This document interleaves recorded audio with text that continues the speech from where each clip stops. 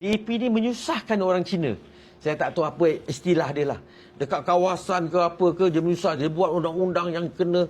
So, Cina ni kata, kita bagi lu kuasa, lu bagi susah saya hidup, lebih baik saya undi Barisan Nasional. Pertama ialah, suara mereka dah mula turun. Cakap dah mula lembut. Tak ada jerit pekik. Tak ada maki hamon.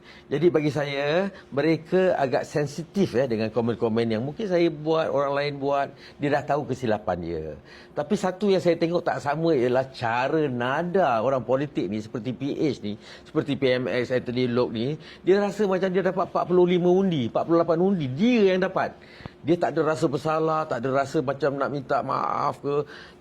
Cuma bila dia turn down ni, dia tone down dia punya nada tu, kadang-kadang saya kesian. PMX malam bila dia tone down tu, dah macam orang buat ceramah forum perdana.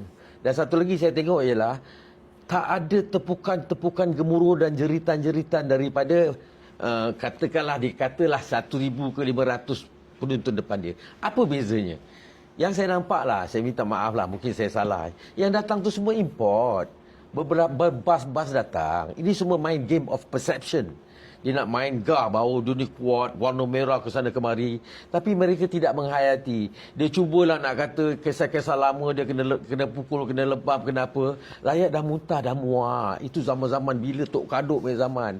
Dia cerita tentang kejayaan Turkmenistan. Turkmenistan ni, minyak ni minta maaf lah. Zaman Najib kita dah buat lah.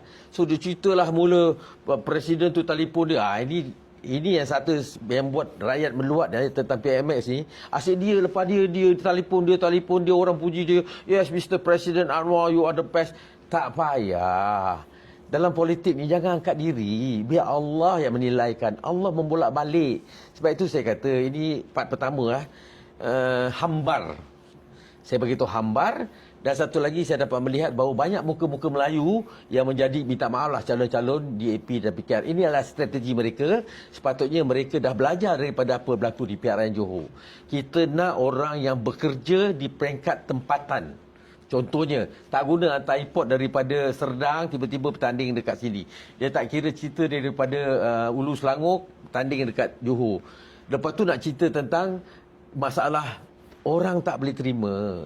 So bagi saya, itu part pertama yang saya nak komen. Part kedua, soalan tentang bagaimana prestasi DAP dan juga apakah kerjasama di antara PAS dan UMNO. Bagi saya macam inilah.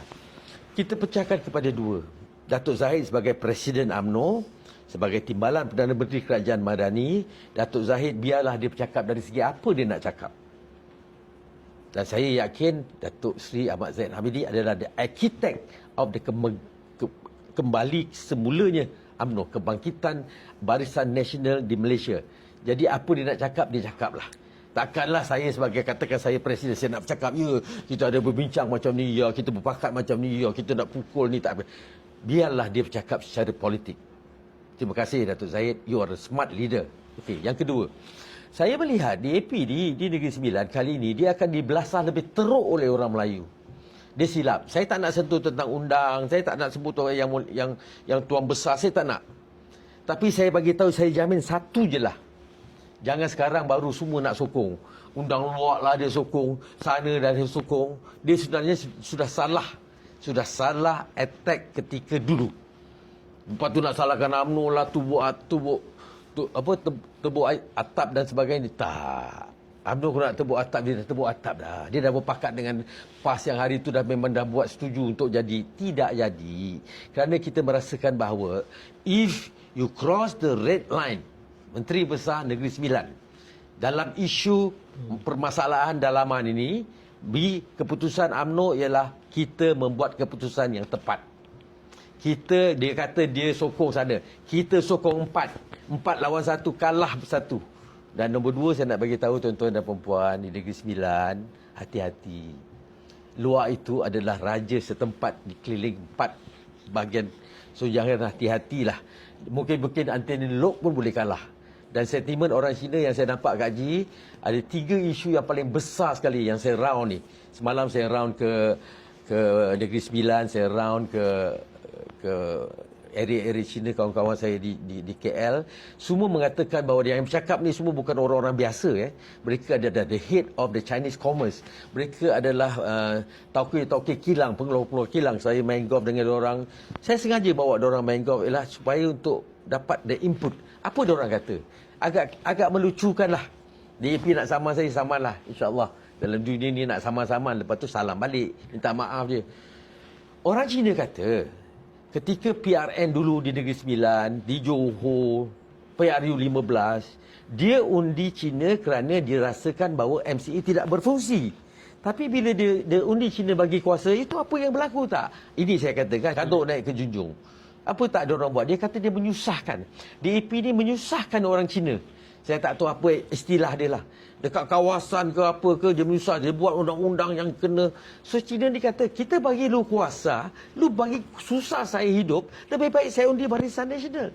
Dan kebangkitan semula Barisan Nasional di Johor, dan saya rasa akan merata di Negeri Sembilan, di Melaka, adalah disebabkan oleh Presiden MCA Wee Ka Siong. Wee Ka Siong ni sahabat saya ketika 2004 dan dia adalah seangkatan. Dia bercakap, dia tak kira. Sama dengan Komandan Adi tak kira, tapi dia bercakap bagi suara orang Melayu. Sebab itu, dia bila MCA kalah, kita kalah dalam 2018, apa yang berlaku ialah Cina dah mula speak up, MCA dah mula speak up bagi bangsa Cina, dan orang-orang DAP Cina pula merasa selesa, confident. Saya tak kata confident dengan keadaan dia ada pengaruh. Sebenarnya dia tidak membantu warga Cina. So, Kak Haji, persoalan yang pertama ialah insya-Allah DAP akan merudum. Kita akan dapat lagi seperti di Johor. Nombor dua, tentang kerja sama PAS dan UMNO ni, kita pun faham. Kita negara demokrasi. Kalau PAS nak tolong kita tak tolak. Kalau nak ada kerjasama pun kerjasamalah. Apa masalah?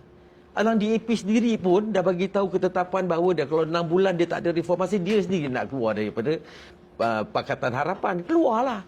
Nak keluar besok, keluarlah. Saya tak ada masalah. Dan untuk PKR, saya rasa kita tak ada masalah sangat dengan PKR, kecuali saya melihat satu kelemahan ialah PMX ini menjadi boneka kepada DAP. Saya nak cakap terang-terang. Sebenarnya orang menyampah dengan DAP. Tapi PMX terpaksa ikut cakap DAP. Nak tahu panjang dan berlikunya sungai, tanya pada seluang. Nak tahu dalamnya lubuk, tanya pada memoram. Nak tahu lebar padang, tanya pada belalang. Nak tahu tobai tanya pada Pak Belalang. Nak tahu elok orang, tanya pada kawan. Nak tahu tak elok orang, tanya pada lawan. Tan Sri tanya pada lawan, UMNO tak elok lah.